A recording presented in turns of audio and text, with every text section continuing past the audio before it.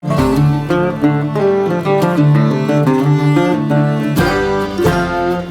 hey, y'all. Joseph, welcome back to the podcast, the special Oak Grove Barbecue edition. We are delighted here to have Mr. John McMillen, Boss Hawg, as we know him here, to come and talk about barbecue. Delighted to be here. Thanks for having me. Yeah, and in case you missed last week's episode, there's only a 2-episode season special edition on the barbecue side. Clayton Webster talked about the history of the barbecue, kind of how he got involved, and how it started as, of all things, a fish fry, and then transformed into what we now know as the Oak Grove Barbecue. But we're delighted to have you here, John. You were Boss Hawg last year and in training and all the years before. But we start off this podcast with the question that we ask most all guests here on the thing is, who are you and how in the world did you get here to Oak Grove? So, John, tell us how you got here. Well, I got married in this church in 1996 to my beautiful bride, Amy Houston McMillen, who's been a lifelong member of this church. And so really my kind of journey into Oak Grove was through her. And so I think I transferred my membership here in probably 1999. I grew up in Columbus, Ohio, and was what we refer to in my Sunday school class as a crockpot Methodist. I've been a Methodist all my life, and so I've been brewing through this. Okay. The long, slow cook. The long, slow cook of a Methodist. And it always relates to barbecues, crock That's pots. true. Low and slow. Yeah. Yeah, okay. All right. I'm seeing So I grew up in Columbus, Ohio, came down to Georgia Tech, met Amy there. And then we obviously dated for a while. And then in 96, we got married here at the church, transferred my membership in probably 99, started the New Hope Sunday school class in probably 99, 2000-ish. Oh, cool. I was wondering when that started. And so we were one of the original groups that had started it. And that group has really just kind of blended together so beautifully over the years. And, we've had a couple people that are still original members, but we've had obviously new people come and go. And it's just been really a blessing for me to come to this church. And it's also been wonderful for my family to be raised here. I have, my son is the older. He is, he is 23 now. Yeah. Okay. And my and so he's out of college, and he has eaten enough barbecue in his lifetime to probably, probably, I don't know how, I guess he's probably been to more barbecues, or as many barbecues as I have almost. Nice. In the big scheme of things, whether in a stroll or not. And then my daughter, Sadie, is a senior in high school this year. Ooh, senior. Can't believe that. Yeah. And so to think back that when I started at doing all this barbecue stuff, I didn't have any kids. Oh, wow. And so it's just been, I have grown up through this church with my family, and I feel like to think we've grown with the barbecue. Yeah, I like that. I like that very much. Clayton talked a lot about some of these 21 years straight, over 5,000 people served and all these sorts of things. Clayton is a numbers guy, but it's also neat to think about the narrative piece of this and how it sort of flows together. And when you think back to sort of big events in the life of your family or your church, the barbecue is one of those events. As I mentioned, the weekend we were moving into our home, Francis and I at the time, no kids, moving into a brick ranch in the neighborhood. We were moving in on barbecue weekend. It's a big one. I mean, it's a staple. It's the third Saturday in October every year, with the exception of one, which we will not discuss. Yeah. But it is always going to be the third Saturday in October. It just, you can schedule football games, you can do what you want, but it seems like in this year we're having a DeKalb County fall break trying to disrupt things. But you know what? It's going to be the third Saturday in October, because if you don't have it then, it just throws off the whole liturgical calendar. I like that our liturgical, that's the church, liturgy means work of the people. That's what the fancy word for it. But liturgy is the thing you do together in a worship service, that's whether those prayers or specific call and response things. But the liturgical year is the church calendar. And the beginning of the church year is actually Happy New Year, Advent, the first Sunday in Advent, which is usually end of November, December. So it's nice that we have sort of this year-end barbecue liturgical end of the year. That's right. But yeah, I think you're right. that in the Hebrew Bible, there were often burnt offerings and sacrifices. And there are scriptures about smoke rising up to God. And I like to think that when we're on a Friday night and you see the smoke rising up to the heavens, sometimes the fire department being called, you can sort of get a sense for that Hebrew Bible. Although, since we're actually cooking pork, that would probably be a bad thing. But we'll let it slide this time. That's right. Well, John, that's great to hear about how you and your family have gotten involved. I've known your family since the first days I was here, and get to see you all at the 8:30 early service. And I love your Sunday school class. Lots of fun folks there, and I'm always glad to visit with y'all and be together. There are a lot of things about the barbecue that I love, and one of them is what you mentioned. One of the hallmarks of Oak Grove is that we're an intergenerational church. Now, people talk about that, and what does that mean? Well, we have age-level ministries for, people from 0 to 100 and beyond, but also we do lots of things where we mix up those generations together. Yep. And the barbecue, as you mentioned, you started before you had kids. Yep. And now that you're about to have your last senior graduate. Become an empty nester. And then, but this idea that they sort of grew up going to the barbecue. Yeah. You're saying your son has been to as many barbecues as you have, probably, or getting close to it. That's one of those intergenerational things that's wonderful. My kids have come and strolled through and been a part of it, whether that's the eating or the cooking or just the walking by after nursery pickup. And it's a really remarkable event to see generations of people growing up.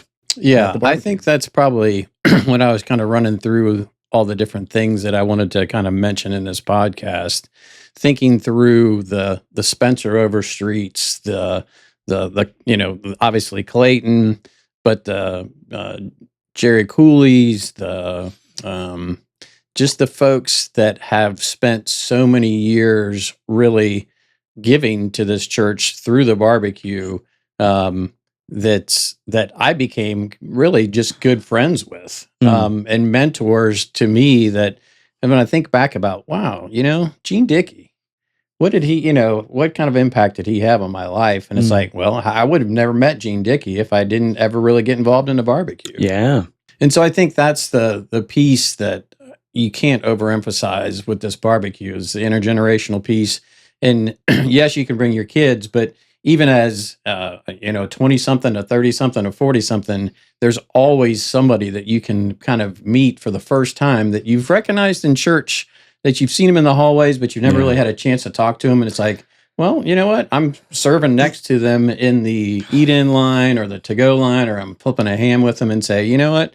Tell me something about you. And almost every time you end up having some sort of commonality to the people that you're working with. And it's truly amazing, kind of those, just those relationships that you end up growing. Yeah, and anytime we in the church world talk often about, like, worship services are excellent for people to attend, but it's those spaces before and after things, or when you're not doing something where you're all just singing the same song or listening to the sermon together, which is good. You need that. You need those small group opportunities, those fellowship opportunities, those ways to serve together. Right. And what you wind up forming is those commonalities that we have, whether it's a stage of life or someone who's a little further beyond you and has some wisdom to offer you, even if it's, hey, don't mess this part up. But it's also, you find people and you find that commonality, all because you're doing this third thing, which is the barbecue. Yep. Whether you're chipping up slaw or pulling meat or pouring sauce into little tiny cups, thousands of them, you sort of get in and learn about someone's life, because when you're pouring barbecue sauce, you don't have to necessarily just focus on that task. That's right. You can talk about things. Or between flipping the midnight shift, flipping the Boston butts over, there's plenty of time to sort of chew the fat, hang around and talk. Yeah. Don't say fat with barbecue. Oh, that's true. Come on, we don't chew fat around here. We don't chew fat. We pull all the fat out. We pull all the fat out, or we render it out. That's right. Thank you. By cooking it, how do we say it? Low and slow. So that's good.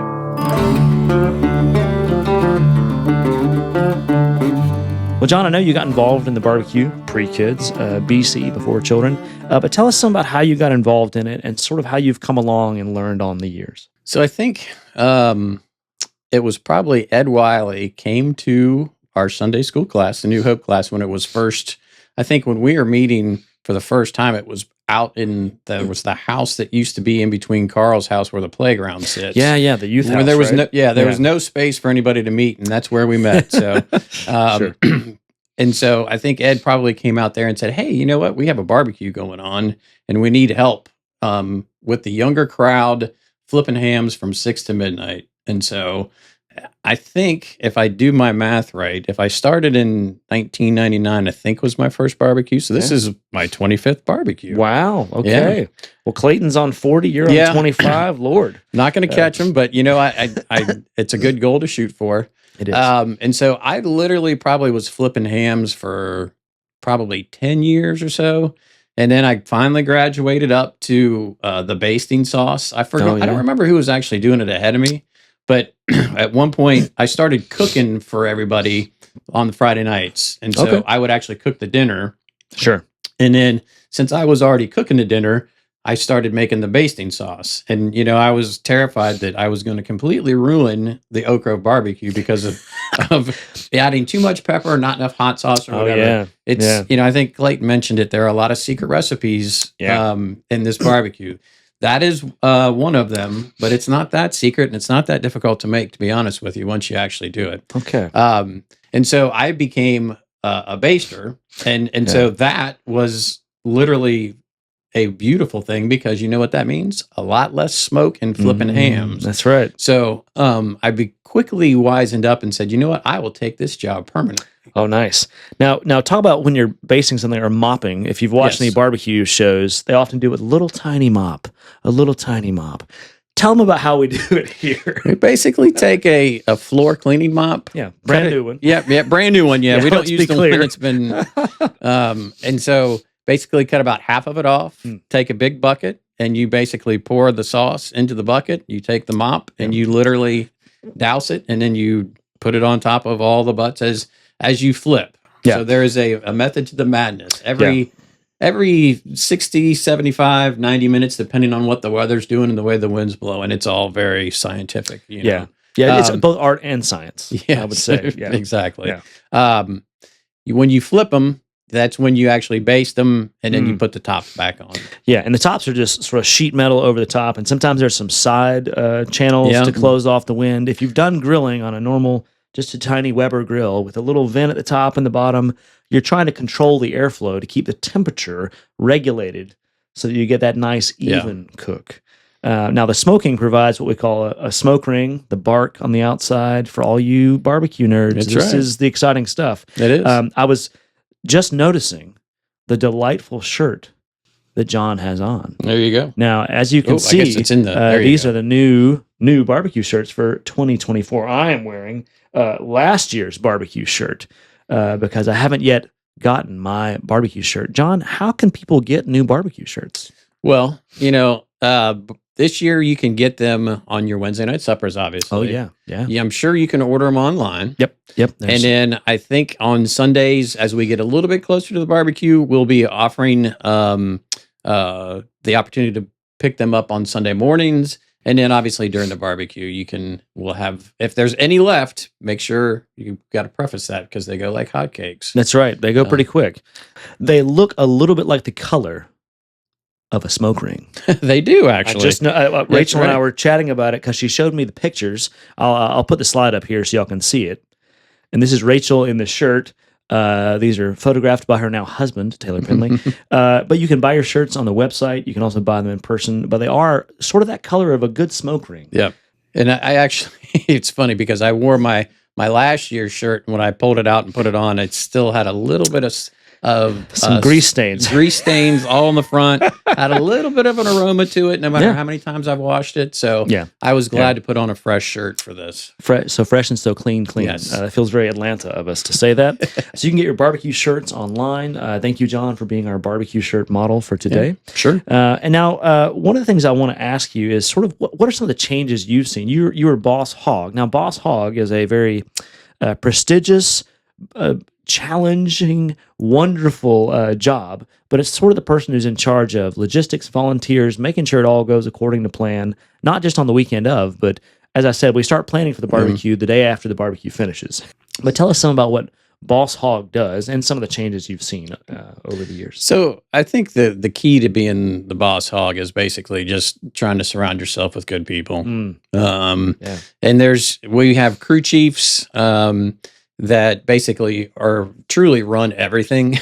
when you really think about it, the crew chiefs and the volunteers are taking care of everything. Sure. My job is to kind of just stay out of their way and make sure that if they do have an obstacle or some sort of barrier, that I try and make a quick decision in the heat of the moment, so to speak, to make sure that things continue to move forward. There is a fair amount of planning that goes into it, but it is a 63rd barbecue, so it's not like there is the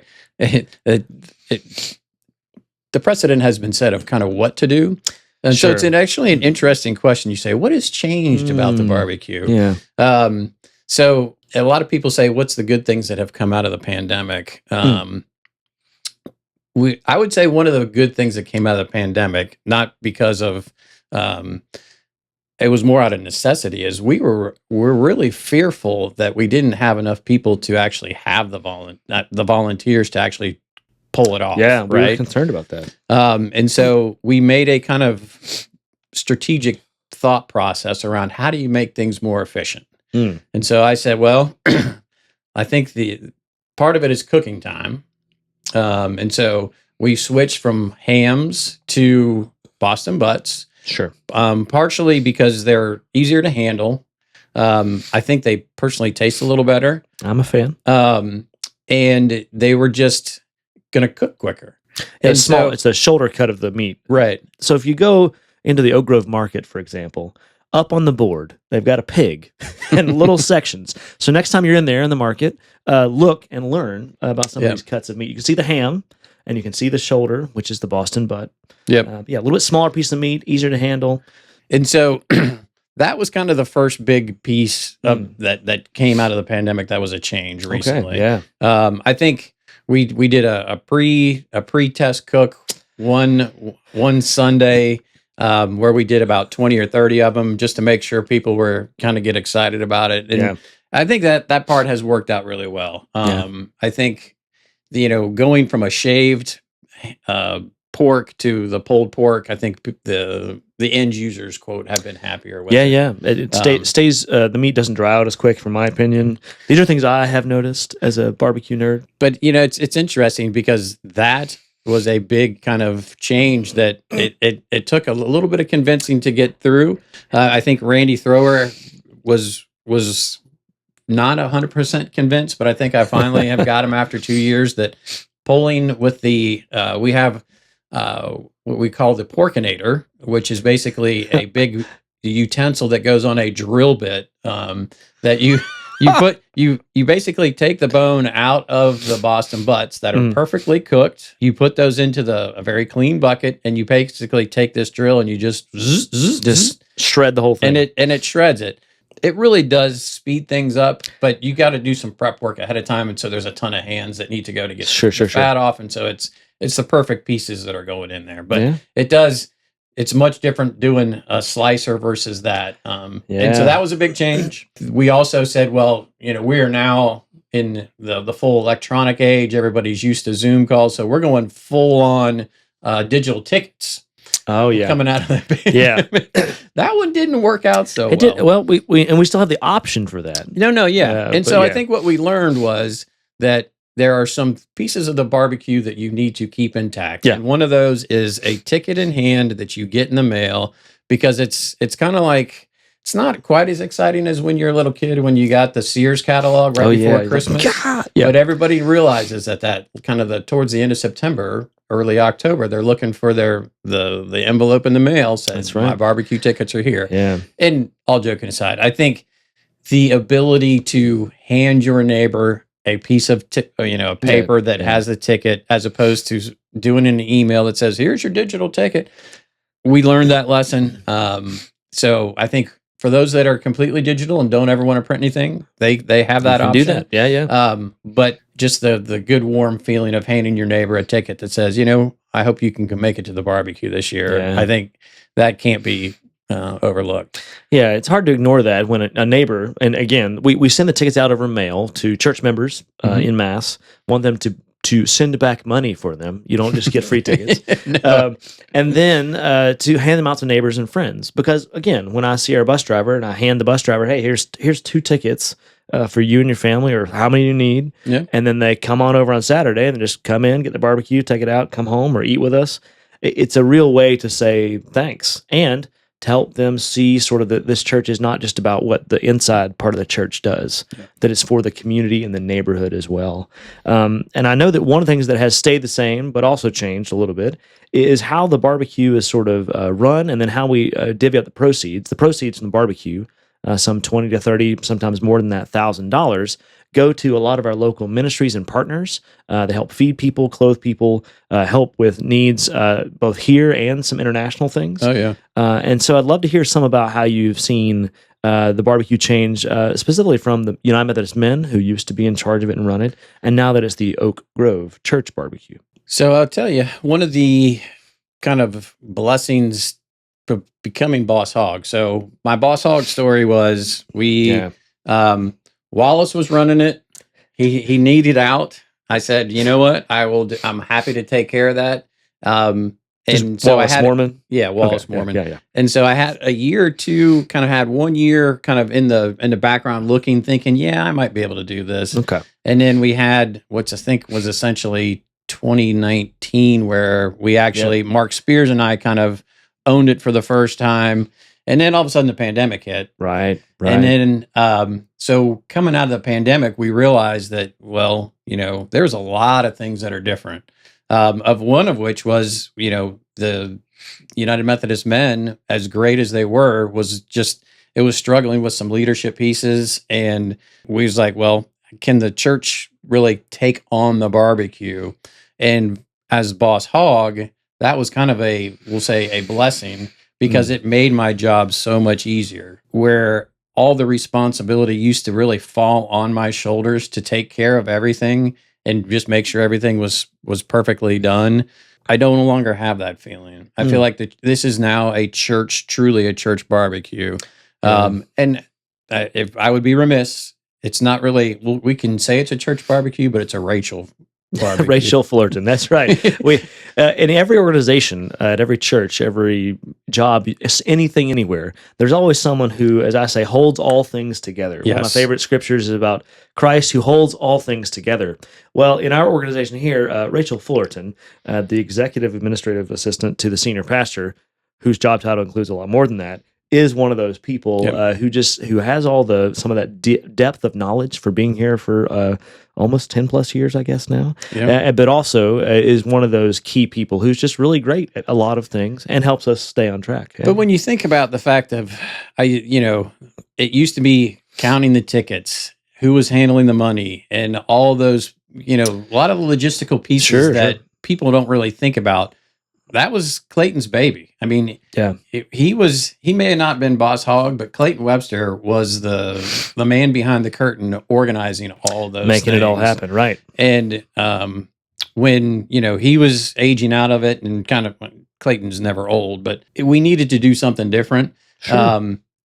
And the church stepped in, and it has done a fantastic job. I mean, from the tickets to the advertising to the all of the day of prep and like the setup and all that stuff, not having to fully worry about that. It's on my box to check off to make sure that it's being done, but not having to personally do that has been a wonderful thing for me, as well as I think the barbecue has actually benefited from it as well. Yeah, and I think one of the things that happens on the barbecue, again, we have more than just, even when it was the United Methodist men running it, right? Who are legendary in our church and community and have taught so many of us so many things. There's also the United Women in Faith, formerly the United Methodist Women, who have their book sale and the craft sale and the bake sale, and then the library committee that does the book sale. All those things are still happening.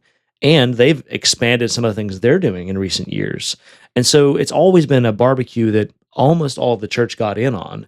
But now that we have additional staff support for it, and not just Rachel, but other folks too, in helping make it happen, it really does feel more like it's a church-wide barbecue.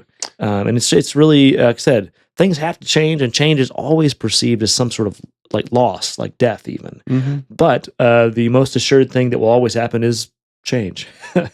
And I do think you've helped us to weather that so well, and people are excited. There's things happening back again that feel like the old days of everything's going and humming along, and it's a big credit to our forebearers who have gone before us, and also to you and to the team who's picked it up. Yeah, I'm just trying not to screw things up that they've established. I mean, I think that the switching from the hams to the butts was a big one, and so I think that'll probably be we're gonna try and keep it at that for, we'll say, till we hit a few more years and get everybody settled in with that.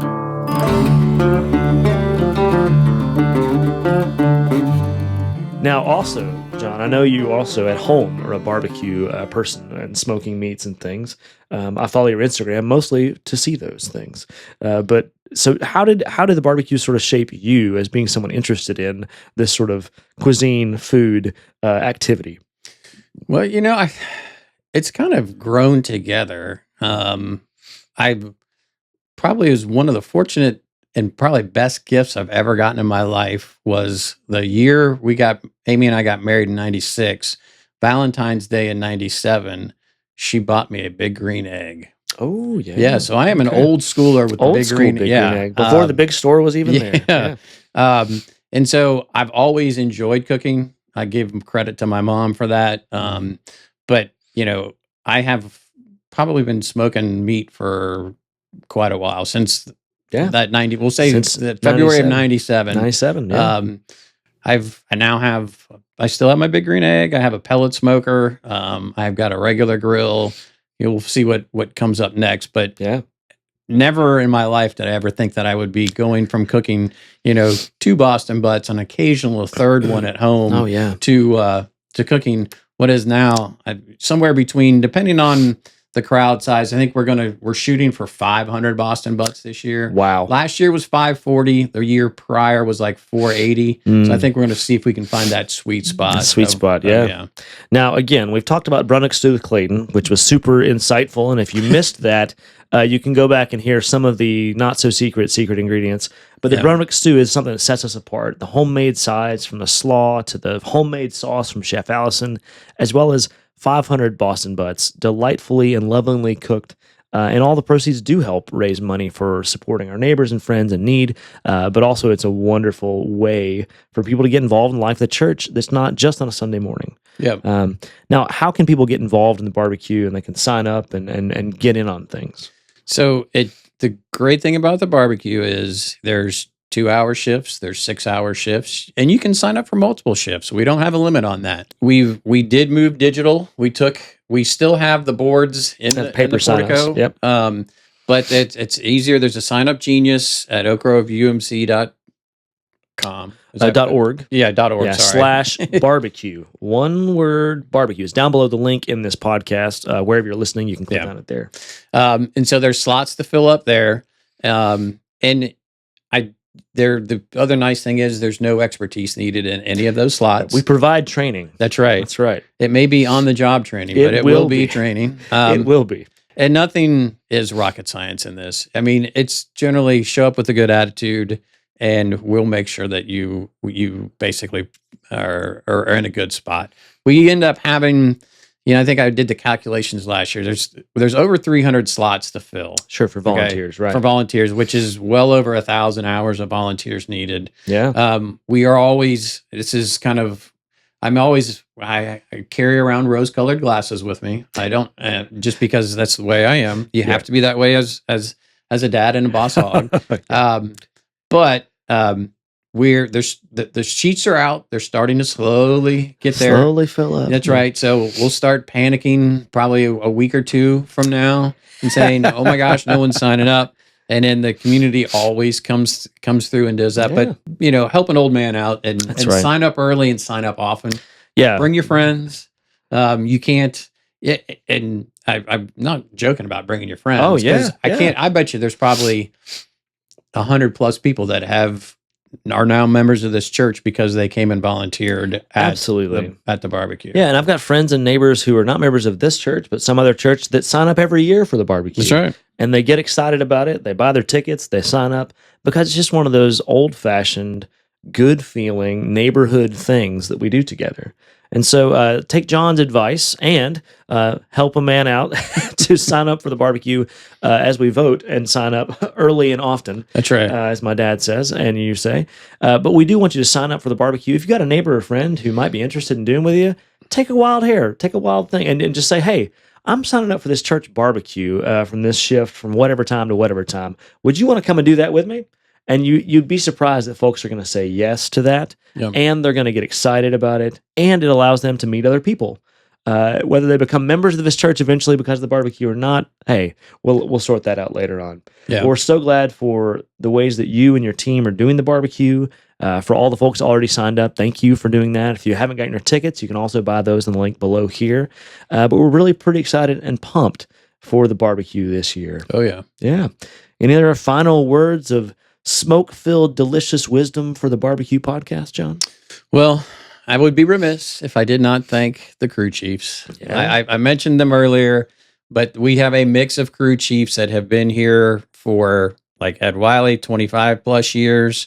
I know Randy, I mentioned him. He's been doing them. Bill Widmeyer is in the background, always thinking barbecue and always keeping me squared away. Yeah. Jeff Waits, who is kind of comes out of nowhere. He's a legend. And magically gets everything clean. Yeah. Clinkin, the man behind the legend of the Brunswick stew. That's right, the stew shed. He is. He has been doing this a long time as well. Okay. And then you got Scott McBrayer, who does the slaw. You've got Gil Kirsch, who does the magic of the final temperature checks and pull up to making sure everything is just perfect. Those are the folks that have been doing a lot with the actual barbecue. And then don't forget Madge, because Madge has been, not only does she organize all of the baked goods pieces, but she also cooks a very mean breakfast in the morning. So that's one of the benefits that if I hadn't mentioned earlier. If you work the overnight shift or the very early shifts, you are eligible for a free breakfast that is cooked by the loving hands of Madge and her team. It is delightful. And so that is really good. So crew chiefs, thank you very much. And I will also put that plug in too, Joseph, that if you want to be a crew chief and you want to get special mentions on podcasts in the future, there's always an opening to be a crew chief in waiting, or there could be even one spot that's open this year that we're looking for. So there's also a bunch of new crew chiefs as well that have been coming in and doing a great job. And so I said it earlier, my job is to kind of stay out of the way of these folks. They are the ones that do all the heavy lifting. They're the ones that are kind of recruiting and make sure each one of those, we'll say, pods is working. And so I just truly thank them, because they are really the kind of the magic behind how everything gets done. Awesome. Well, John, thank you for being on the podcast and talking barbecue, and we'll see you here in a couple of days for the Oak Grove Barbecue Friends. If you don't have your t-shirt, go ahead and get it. If you don't have your tickets, take the chance now and go do that. And if you'd love to sign up for one or multiple spots, we'd love to have you do that. Go ahead and sign up now, and go ahead and check this off on your calendar of something you want to do and see and be a part of, whether it's your first time or your 40th time. That's right. Be delighted to see you at the Oak Grove Barbecue on Saturday, October 19th. From 11 to 4 p.m. or any of those times before and after. All right, friends. Well, thanks for listening to the special edition of the podcast. We'll see you back. Our next podcast will be in Advent, looking at interviewing some kids in our church and talking about Christmas and some of the themes around then. But we'll plan to see you in the next episode of the podcast. And thanks. Buy your tickets. Eat more barbecue. All right. Peace, y'all.